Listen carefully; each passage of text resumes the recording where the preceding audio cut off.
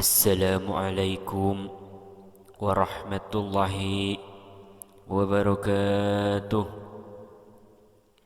Innal hamdalillah wassalatu wassalamu ala Rasulillah Sayyidina Muhammad ibni Abdillah wa ala alihi wa sahbihi wa mawalah, amma ba'du.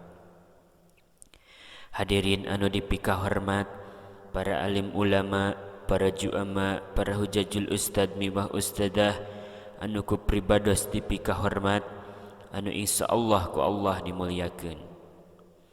Oge teh hilap ka bapa-bapa, ibu-ibu, warga sadaya anu ku pribados dipika hormat, anu insyaallah ku Allah dimuliakeun. Tina sabada nasim kuring nyanggakeun tahiyatul islamiyah anu jadi kahormatan puji miwah syukur urang sanggakeun ka Allah Subhanahu wa taala, anu alhamdulillah kalayan takdir ti mantena urang sadaya tiasa riung mungpulung patepung lawung patepang wajah tina raraga memperingati kana sasih dilahirkeunana junjunan urang sadaya, yakni Kangjeng Nabi Muhammad sallallahu alaihi wasallam.